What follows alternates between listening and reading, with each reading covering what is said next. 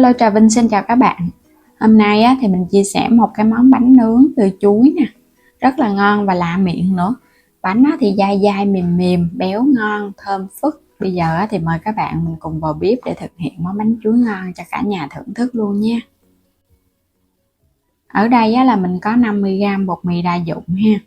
Bên đây là 100g bột gạo và 150g bột năng. Ba loại bột mình dùng là 300g. Kết hợp với 400ml nước cốt dừa cho bánh nó béo ngon. Bơ thực vật, thêm chút xíu muối. Còn này là nửa chén đường 150g, mình dùng đường cát vàng cho nó ngon á. Chuối thì các bạn dùng chuối xiêm lá đen ha. Chuối xiêm đen thì nó sẽ ngọt và nó có cái độ mềm ngon hơn so với cái loại chuối xiêm trắng, và phải chín mùi nha. 150g bột năng cho vô thau, 100g bột gạo, 50g bột mì đa dụng, rồi thêm đường vô luôn, chút muối nữa nè. Rồi các bạn cho hết 400ml nước cốt dừa vô luôn ha, để mình khuấy bột cho bột nó tan. Nếu mà không có đường cát vàng thì mình dùng đường cát trắng cũng không sao, có thì cái màu bánh nó sẽ đẹp hơn. Hoặc là các bạn cho thêm chút xíu bột nghệ nữa để cho bánh nó lên màu đẹp khi mà mình nướng lên, nó nhìn nó bắt mắt. Khuấy đều để cho hỗn hợp bột nó tan mịn ra ha. Bánh chuối thì làm bột nó sẽ hơi sệt sọt, bánh của mình nó mới ngon. Phần bột đã tan rồi, bây giờ các bạn để qua bên cho nó nở. Tiếp theo là lột chuối. Chuối này thì cái trái nó cũng vừa vừa nên mình lột ở đây khoảng 7 trái thôi. Cân lên luôn phần vỏ chuối là khoảng 550g á. Nếu mà chuối nhỏ thì các bạn dùng 8 trái. Rồi bây giờ mình sẽ bóp nó ra, hoặc là các bạn cho lên cái thớt, mình lấy dao mình đập cho nó nhuyễn ra cũng được nữa.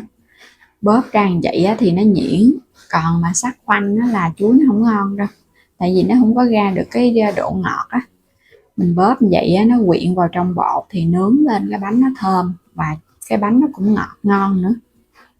Mình dùng bơ thì mình lấy khoảng muỗng canh nha, bơ thực vật nó sẽ thơm. Lấy muỗng canh mình cho vào trong chảo để cho nó nóng, nó chảy ra một cái. Đây, phần bơ của mình nó tan chảy ra nè. Mình sẽ sên với chuối để giúp cái chuối nó thơm bơ, cũng như là mình sên vậy nè, chuối của mình nó sẽ ngọt ngon hơn, nó sẽ có cái độ sệt. Nó nóng thì chút mình pha vào trong bột, bột nó nở nhanh. Các bạn đảo qua đảo lại một chút xíu nha, để cho chuối nó sôi á, nó sôi nó nóng lên. Chuối sên với bơ vậy thì cho vào trong bột, bột nó thơm dữ lắm. Đó, mình thấy nó sôi nó nóng rồi. Bây giờ chuối nó cũng hơi sệt sệt lại rồi nè, bơ nó cũng thấm vô hết rồi đó. Khi mà chuối còn nóng thì mình cho vào trong cái thau bột luôn nha, để cho bột nó có hơi ấm từ chuối nó nở nhanh nè. Rồi các bạn khuấy đều lên. Phần bột chuối này mình làm vậy cho nó sệt, giống như là mình phải lấy trùng bột, nhưng mà làm cái kiểu này không có cần phải lấy trùng bột, mà bột của mình nó vẫn sệt và nó nở đều. Khuấy xong thì các bạn thấy thau bột nó sẽ sệt sệt vậy nè. Bột và chuối mình thấy vậy là nó vừa nha, đừng có cho chuối ít quá cũng không ngon nữa. Khuấy đều lên cái là bột nó nở là mình có thể đem nướng được rồi. Mình dùng cái khuôn bánh khọt quét sơn lớp dầu cho nó nóng. Cái khuôn đầu tiên thì các bạn quét dầu, còn những cái khuôn sau thì không có cần phải quét dầu đâu. Mình sẽ đổ vào đây cho nó đầy cái khuôn. Hoặc là mình nướng chảo cũng được nữa nha. Nướng chảo thì các bạn nướng cho nó mỏng mỏng thôi, đừng có dày quá. Bánh này phải mỏng ăn mới ngon. Mình để cho nó đầy và nhớ để ở lửa thấp thôi. Lửa thấp thì bánh nó mới chín đều và nó chín từ từ lên trong luôn. Đây, bây giờ mình thấy nó ráo cái lớp mặt rồi nè, các bạn nghiêng nó qua nha, để cho phần chuối ở giữa nó chảy bột xuống. Rồi bây giờ mình sẽ gót thêm vô để mình làm cho cái bánh này nó tròn. Gót thêm vô thì cái phần bột ở bên dưới nó sẽ đặt lại liền à. Bánh mình nướng xong thì mình thấy nó chín vàng vậy nè. Các bạn gót bột vô cái mình nghiêng qua là nó tròn quay luôn. Để cho nó hơi vàng chút nữa ha, để cho bánh nó thơm. Khi mà mình thấy nó thơm và bên ngoài nó chín vàng vậy là ở bên trong nó chín đều rồi đó. Lúc này nó thơm cái mùi chuối và bơ lắm. Các bạn có thể lấy ra được rồi. Một cái khuôn đầu tiên mình đã nướng xong thì cũng không có lâu đâu, lửa vừa vừa, khuôn nó cũng nóng sẵn á, nên bột nó cũng nhanh chín lắm, cho nó tròn tròn vậy nhìn cũng dễ thương ha. Còn nếu mà không thích cho hình tròn thì các bạn nướng một lần bột cũng được nữa. Đây, cái bánh tròn do luôn, mình đổ vô đầy khuôn rồi cái nướng cho nó chín vàng cũng được. Đây là cái phần mà mình nướng có một lần bột nè, không có cần phải cho thêm bột lần thứ hai. Còn cái bánh hình tròn là mình cho thêm bột lần thứ hai để nó tráng xung quanh cái khuôn.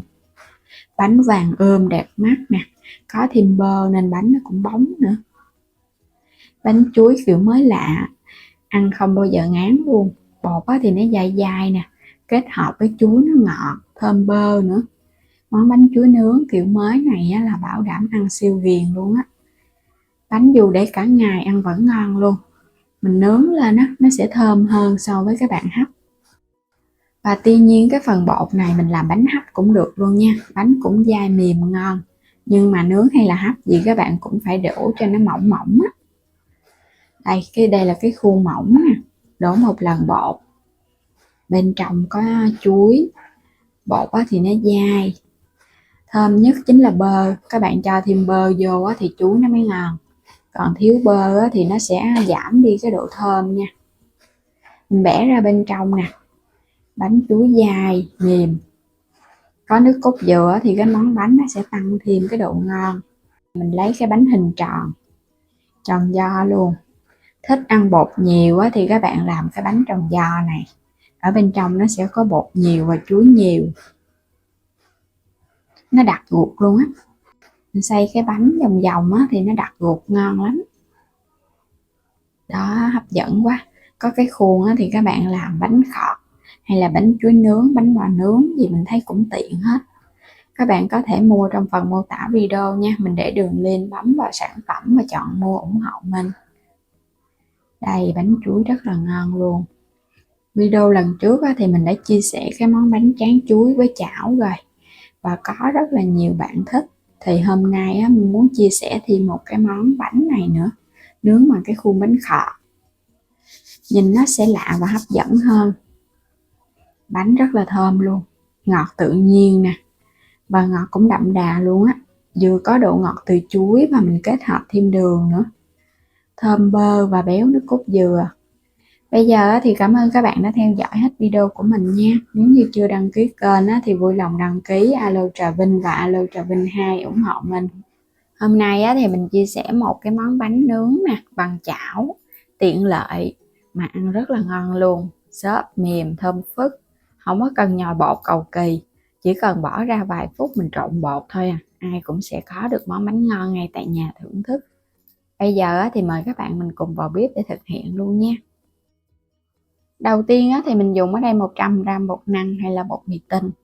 Bên đây là 100g bột mì đa dụng nha. Thì mình dùng cái loại Misan. Và 100g bột gạo luôn. Thì công thức này mình dùng tỷ lệ là 300g tổng cộng. Và 400ml nước cốt dừa nha. Nước cốt đặc cho nó béo bánh ngon.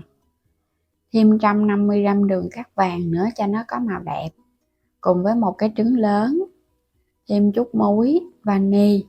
Men thì mình dùng men ngọt ha, 1 muỗng cà phê men khô. Đây là men làm bánh mì. Rồi bây giờ đập cái trứng gà các bạn cho vào trong thau để mình trộn. Mình sẽ khuấy sơ hơn cái để cho cái trứng này nó tan ra, không có cần phải đánh gì hết Mình khuấy thôi cho nó tan. Rồi tiếp theo muỗng cà phê men khô. Men này thì không có cần kích hoạt cho nên là các bạn cứ cho trực tiếp vô mình khuấy luôn Nó nhanh nở lắm. Đường cát vàng mình cũng cho vô luôn 150g. Thêm chút muối nha. Vani thì mình dùng dạng bột này cũng được hoặc là dạng nước cũng được. Các bạn cho tiếp 400ml nước cốt dừa vô. Còn nếu mà các bạn không thích nước cốt dừa thì mình thay bằng sữa tươi không đường cũng ngon nữa. Nó cũng thơm mà nó cũng có cái vị béo. Khuấy đều một cái nha, rồi cái mình hãy lấy bột cho vô. 100g bột mì đa dụng, 100g bột gạo cùng với 100g bột năng. Ba loại bột là mình dùng 300g tổng cộng kết hợp với 400ml nước cốt dừa nha, là ra cái bánh của mình nó xốp ngon và nó có cái độ mềm. Các bạn để cả ngày nó cũng không có bị khô. Đối với bánh này là mình làm bánh nướng ha, còn nếu mà các bạn làm bánh hấp á thì mình có thể giảm lại 50ml nước cốt dừa. Bây giờ rây nó lại để cho nó mịn hơn, cái phần bột mình trộn nó còn hơi lợn cợn nè. Các bạn lọc nó qua cái rây vậy, không có cần phải mình nhồi gì hết trơn á. Mình cứ khuấy cho nó lọt xuống dưới hết, cho nó mịn ra đó. Rồi đó, phần bột chỉ cần trộn vậy thôi à. Nó sẽ hơi lỏng lỏng ha, chứ nó không có quá đặc lắm đâu. Đậy kín lại thì các bạn có thể đem phơi nắng cho nó nhanh. Thì mình chờ khoảng 1,5 tiếng đồng hồ nha, phơi nắng hoặc là mình để vào ngâm ở trong cái thau nước nóng á. Quay trở lại bột, mình ủ được 1,5 tiếng đồng hồ rồi đó. Bây giờ các bạn thấy cái bột á mà nó nở lên gấp đôi, cái màng bọc nó căng phình ra luôn á. Bột ở bên trong rất là xốp luôn. Thì các bạn khuấy đều nó lên ha, cho nó bể những cái bong bóng nhỏ nhỏ này. Bột mà ủ xong á thì mình thấy nó xốp vậy thì ra cái bánh nó mới ngon. Còn các bạn ủ mà nó chai ngắt á, nó không có nở lên gấp đôi á là bột đã bị hư. Mình dùng cái chảo 14 quét sơn lớp dầu mỏng ở bên dưới. Nướng cái đầu tiên thì các bạn cần dầu, còn những cái sau thì không có cần. Làm nóng chảo thì mình sẽ gót bột vô ha. Một cái bánh thì các bạn làm bột ít thôi, đừng có nhiều quá, một chút nó còn nở lên nữa. Mình cho nó có cái viền chút cho nên xay cái chảo. Để mức lửa thấp nha, đậy nắp lại cho nó có hơi, bánh của mình nó sẽ chín đều. Một cái bánh thì mình nướng khoảng 8 cho đến 10 phút với mức lửa thấp ha. Đó, nó nở lên nè, nó có cái cù lao ở giữa, xung quanh thì nó vàng đều vậy là ở dưới cái đế bánh nó vàng ngon rồi đó. Các bạn kiểm tra ha, mình thấy nó vàng á là mình lấy nó ra, chứ không thôi là nó dễ bị khét ở dưới á. Nhớ là để lửa thấp thôi. Hoặc là không có nướng chảo thì các bạn nướng lò cũng được nữa. Mình nướng trong lò nướng thì mình cho cái khuôn tùy theo khuôn mà mình chỉnh nhiệt. Thường là mình sẽ nướng khoảng 180 độ C là bánh của mình nó sẽ ngon. Bây giờ lấy bánh ra ha. Một cái bánh nướng đã sẵn sàng rồi nè. Bánh xốp ngon vàng ươm luôn. Rồi bây giờ cho bột tiếp vô mình nướng tiếp ha. Mỗi một cái bánh thì mình múc khoảng chừng gần 1 chén bột á, là mình thấy nó vừa. Bột càng để lâu quá là nó càng xốp. Mình có bán thêm các sản phẩm ở trong kênh á, thì mời các bạn bấm vào cái ảnh kênh, sau đó chuyển đến cửa hàng xem và lựa chọn nhiều sản phẩm phù hợp, mua ủng hộ mình với nha. Mình nướng tiếp, sau đó thì lấy bánh ra. Bánh nó vàng ngon, thơm phức luôn á. Cái nào nó cũng nở và nó có cù lao ở giữa nè. Nở nó nứt bung ra luôn. Các bạn nướng cái bột nó càng dày á thì mình thấy được cái độ nở nó càng nhiều, nhưng mà nó sẽ lâu chín hơn. Còn nướng mỏng mỏng á thì nó nhanh chín. Đây cái bánh cuối cùng. Thì cái chảo này là mình nướng được tổng cộng bao nhiêu đây bánh nè. Mỗi cái bánh thì mình lường nó cũng vừa vừa thôi ha, đừng có quá nhiều nó khó chín. Wow, nhìn hấp dẫn quá các bạn ơi. Được 6 cái bánh á. Nó nứt nó bung ra ở giữa nè. Bánh bò nướng chảo, một công thức siêu đơn giản mà ra bánh của mình ăn cực kỳ ngon luôn á. Nó thơm và nó béo, cái độ ngọt cũng vừa nữa. Mới cần phải nhồi bột cực công gì hết á. Các bạn chỉ cần trộn thêm một cái trứng kết hợp với men nở là đã có cái bánh ngon thưởng thức rồi. Đây, cầm lên cái bánh nó nhẹ lắm các bạn. Nó xốp, nó nhẹ và bên trong nó cũng có nhiều rễ tre nữa nè. Nó sủi tăm lên là bột của mình nó sẽ có rễ tre. Hấp dẫn quá ha. Nướng càng dày thì rễ tre càng nhiều. Đó, xốp, cầm lên á giống y hệt như là cái bánh bông lan luôn á. Nó xốp á và nó nhẹ nữa. Từ trên xuống dưới nó không hề bị chai nha. Bột mà các bạn trộn xốp á thì nướng ra bánh tất nhiên nó sẽ ngon. Còn mà mình trộn á mà nó không có xốp mà nó chai ngắt á là nướng ra cái bánh nó sẽ bị chai, là do cái khâu bột các bạn làm không có thành công. Có thể là do men không hoạt động, cũng có thể là mình ủ chưa có đủ thời gian để nó nở. Có nhiều bạn hỏi là cái cách làm bột á, vì sao mà bột không có nở, cũng như là vì sao mà bánh nó bị chai, nó bị nhão mềm, là do bột của mình nó có thể dư nước cũng khiến cho bánh nó bị chai nè. Rồi bột ủ chưa tới cũng làm cho bánh bị chai, hoặc là men không hoạt động cũng làm cho bánh bị chai nữa. Có rất là nhiều yếu tố. Thì làm bánh không có khó, các bạn chỉ cần mình lưu ý những cái điểm ở trong video chia sẻ thì các bạn sẽ có được món bánh ngon à. Thường là mình chia sẻ các công thức có thể làm ăn và làm bán luôn. Bây giờ thì cảm ơn các bạn đã theo dõi hết video của mình nha. Nếu như chưa đăng ký thì vui lòng đăng ký kênh ủng hộ Alo Trà Vinh và Alo Trà Vinh 2. Xin chào tạm biệt và hẹn gặp lại các bạn ở video tiếp theo.